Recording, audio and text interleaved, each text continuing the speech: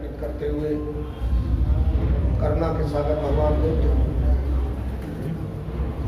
और विश्व को दिशा देने वाले सिंबल ऑफ नॉलेज बाबा साहब डॉक्टर B.R. अम्बेडकर और त्यागी तपस्वी महान पुरुष मान्यवर काशीराम जी के श्री चरणों में पुष्पांजलि अर्पित करते हुए आज देश जिस स्थिति में है, हम लोग तो इस उम्र में हैं, इस पड़ाव पे हैं कि जीवन का ऊंचा नीचा अच्छा बुरा सब देखा है, अनुभव किया है। पर आज जो विधान परिषद का MLC का चुनाव है,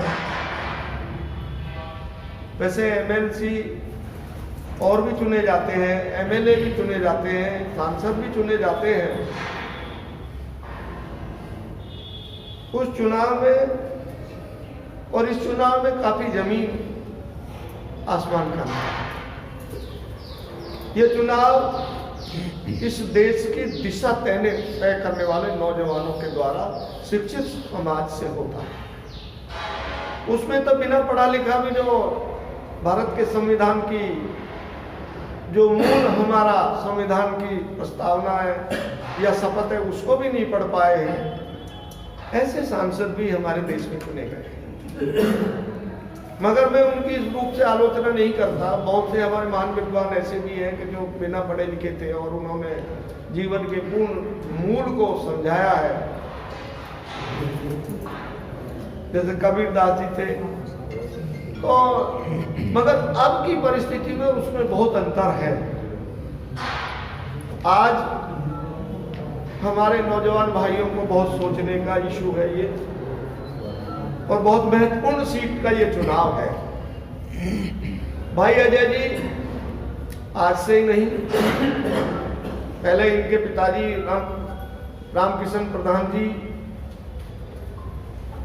चाहे वो जिला पंचायत सदस्य के क्षेत्र में रहा उनका कार्य, या अन्य सामाजिक अपने ग्रामीण अंचल में रहा है, या अब शिक्षा के क्षेत्र में है, उनके पद चिन्हों पे भाई अजय गौतम जी बड़ी मजबूती से काम कर रहे हैं।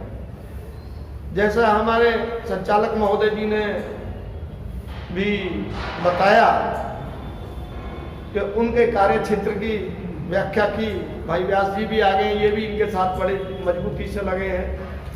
ये जरूर है कि ये कहीं व्यस्त रहे हैं, मगर पहले से लगे रहे हैं, और ये सब विद्वान बच्चों की टीम है।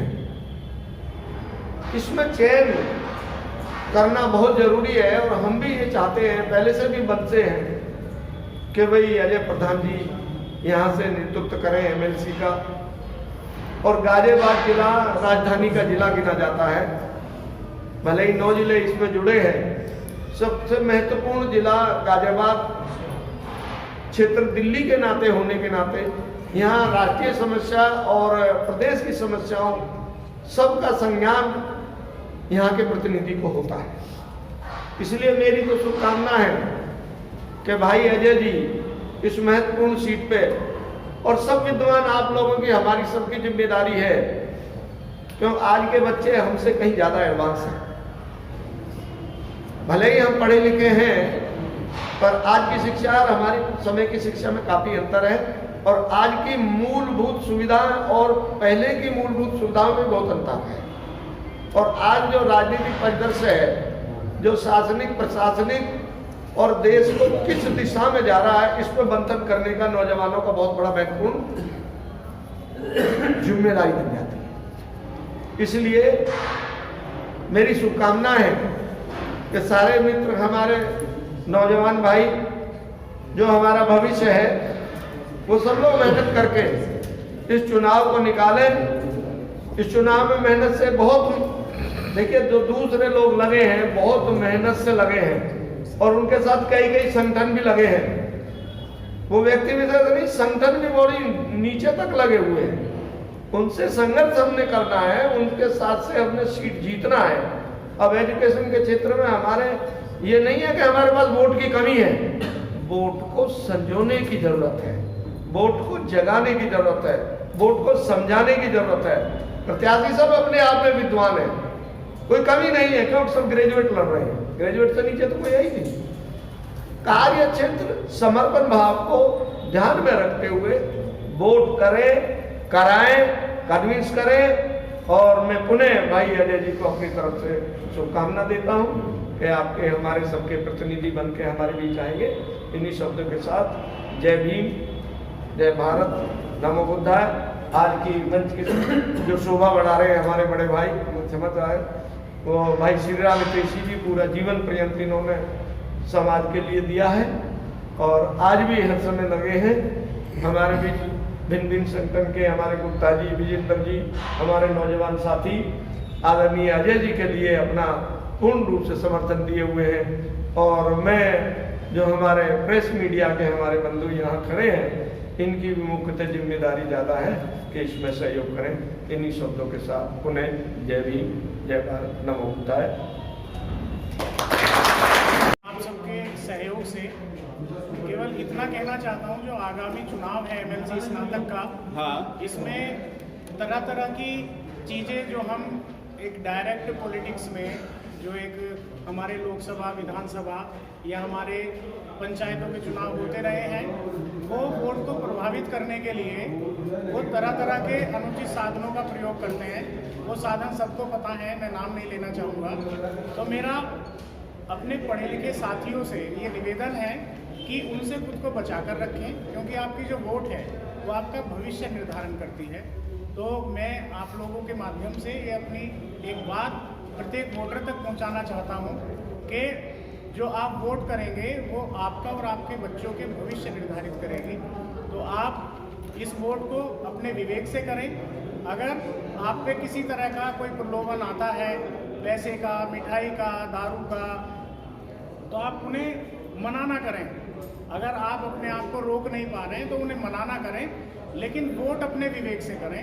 क्योंकि आप ये देखेंगे, ये पढ़े लिखे वाली सीट है, ग्रेजुएट लेवल की सीट है, ये जो हमारा एजुकेशन सिस्टम है उससे जुड़ी हुई सीट है।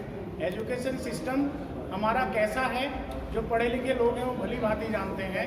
हमारे जो ग्रेजुएट्स या पोस्ट ग्रेजुएट्स हैं वो भी बेरोजगार हैं। क्यों?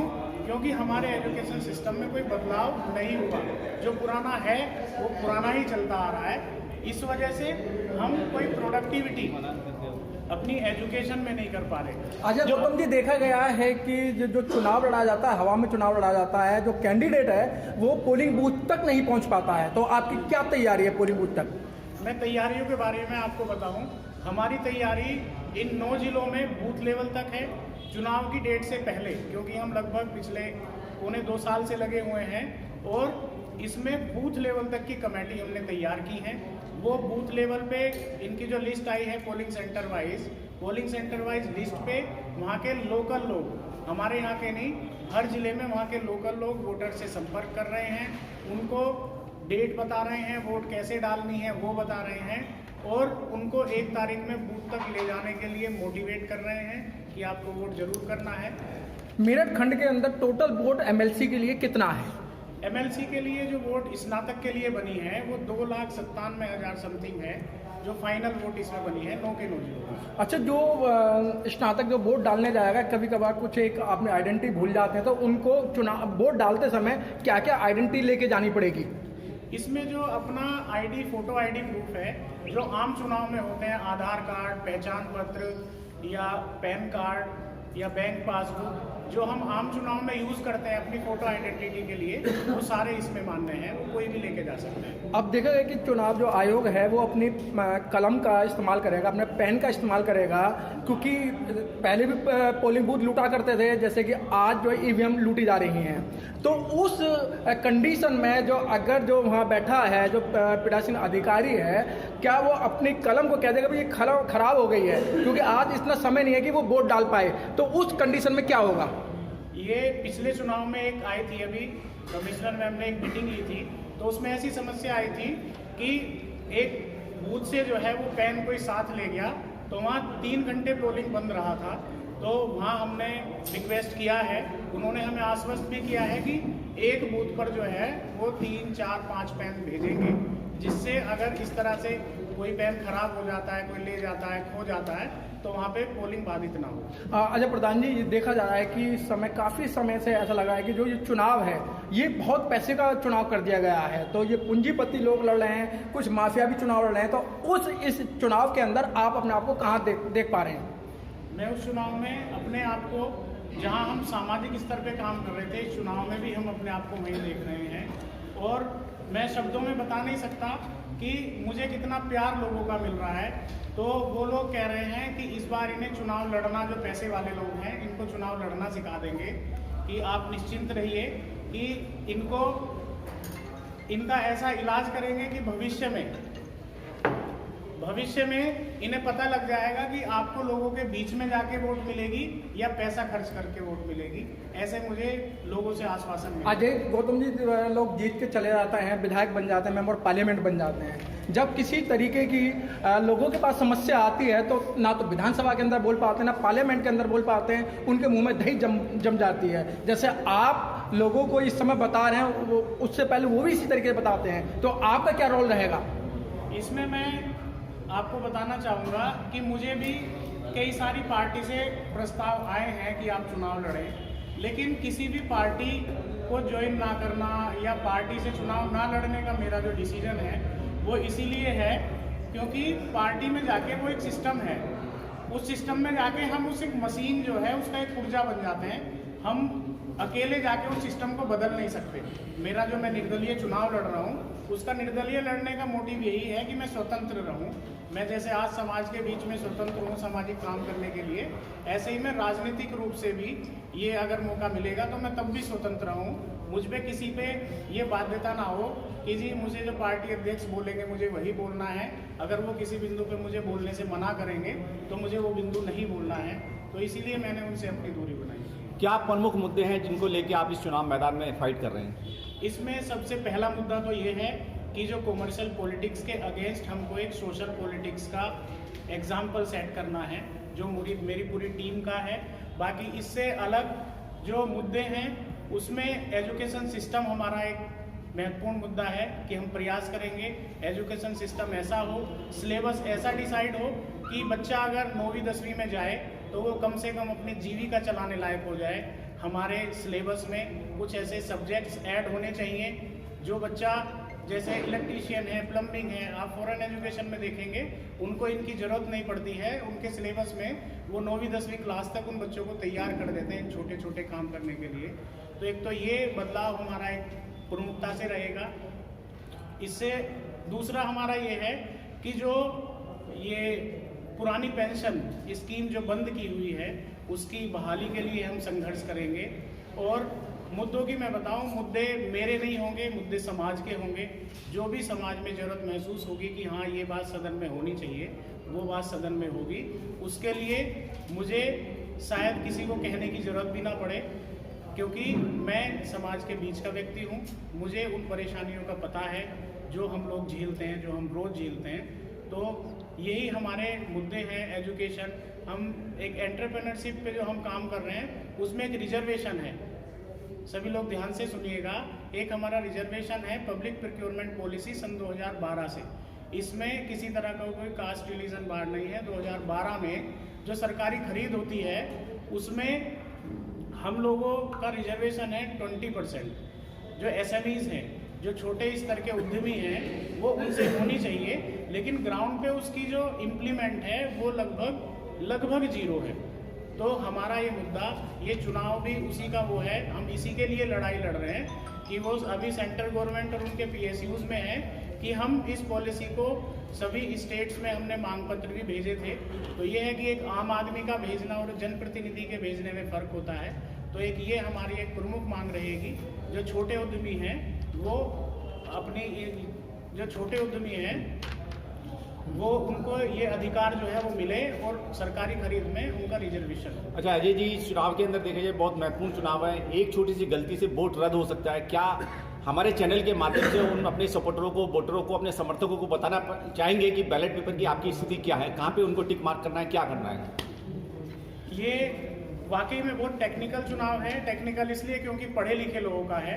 पढ़े लिखे जो लोग हैं उनके लिए ज़्यादा मुश्किल भी नहीं है।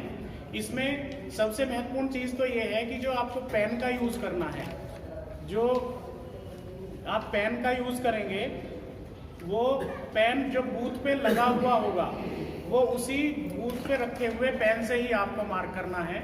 इसमें आप देख पा रहे होंगे लगभग ये बैलेट पेपर रहेगा। इसमें क्रम संख्या, प्रत्याशी का नाम और फोटो। इसमें मेरा नाम 5वें नंबर पर है। इस वाले कॉलम में, फोटो के आगे वाले कॉलम में 1 लिखकर वोट करना है और जो बाकी कॉलम हैं उनको क्रॉस कर देना है, क्योंकि उसमें जैसे अभी आपने बताया कि हमारी प्रशासन से भी लड़ाई है, तो अगर हम 1 लिख के छोड़ देंगे तो ये भी संभावनाएं हैं कि वो किसी दूसरे कॉलम में 1 खींच दिया या किसी में कुछ और ओवरराइड कर दिया तो वोट कैंसिल हो जाएगी। तो इसमें वोट 1 लिख के नाम के सामने बाकी कॉलम को क्रॉस कर दें, जिससे उन्हें कुछ लिखने की जगह ना मिले। आखिर में चलते चलते क्या कहना चाहेंगे? 1 दिसंबर का चुनाव है, समय बहुत कम है और काम बहुत ज़्यादा है। जो आपके सपोर्टर हैं, समर्थक हैं या आपके जितने भी पहचान के लोग हैं, उनको क्या कहना चाहेंगे इस 1 दिसंबर की तारीख के लिए? किस तरीके से वो मतदान तक पहुँचे और वोट करें? मैं सबसे पहले तो आपके चैनल्स के माध्यम से ये निवेदन, माफ़ी मांगना चाहूँगा अपने उन साथियों से जो मुझे सुन पा रहे हैं, जिन तक मैं नहीं पहुँच पाया हूँ। एरिया बहुत बड़ा है, मैं व्यक्तिगत तौर पर पहुँचना, मैं फ़ोन भी सबको नहीं कर पा रहा हूँ। तो ये आप मन में बिल्कुल मत रखिएगा कि मैं आपको पूछ नहीं रहा, मैं आपको इग्नोर नहीं कर रहा। खुद को अब मेरी जगह रख के देखिएगा, क्योंकि आप स्वयं प्रत्याशी हैं। इन 9 जिलों में मैं दिन रात दौड़ रहा हूँ और सबसे युवा होने के नाते अगर कोई प्रत्याशी 16 घंटे काम कर रहा है तो मैं 20 घंटे कर रहा हूँ। मैं पिछले जब से डेट आई है घर भी शायद 1 आध रात ही सोया हूँ। तो मैं उन लोगों से ये निवेदन करना चाहूँगा कि इन छोटी छोटी बातों को इग्नोर करके और चुनाव में जो है मेहनत करें। चुनाव आपका बहुत अच्छा है, सामाजिक लोगों की टीम आपकी बहुत मजबूत है और जो पहले गाजियाबाद में थी, आपकी पिछली 2 साल की मेहनत में वो 9 जिलों में हो गई है। और इन 9 जिलों की टीम में जो सामाजिक लोग हैं वो इस चुनाव को अपना चुनाव मान रहे हैं, क्योंकि समाज में कोई व्यक्ति नहीं होता, कोई व्यक्तिवाद नहीं होता। इसीलिए इसमें कोई प्रत्याशी भी कोई व्यक्ति नहीं है। जो जहां हम मिल रहे हैं, जो हमारा नेटवर्क है, उसमें सामाजिक व्यक्ति प्रत्येक अपने आप को प्रत्याशी समझ रहा है और वो एक प्रत्याशी के तौर पर ही, मुझे ये भी बताने की जरूरत नहीं पड़ रही कि आपको क्या करना है। वो अपने आप से वोटर से मिल रहे हैं, लिस्ट हमसे मांग रहे हैं। कोई समस्या आ रही है तो मतलब हमारे ऑफिस में कई सारे फ़ोन हैं जो चल रहे हैं, वो लगातार उन पे संपर्क में है। जो नई नई चीज़ें, इसमें टेक्निकल चीज़ें, जहाँ भी जिसको समस्या आती है, तो मुझे ये फील हो रहा है कि ये चुनाव मेरा नहीं है, लोग इसे अपना चुनाव मानकर लड़ रहे हैं। और मुझे उम्मीद है कि हम इस कामयाबी को जरूर हासिल करेंगे और एक नया मानदंड समाज में और राजनीति के क्षेत्र में स्थापित। Press the bell icon on the YouTube app and never miss another update.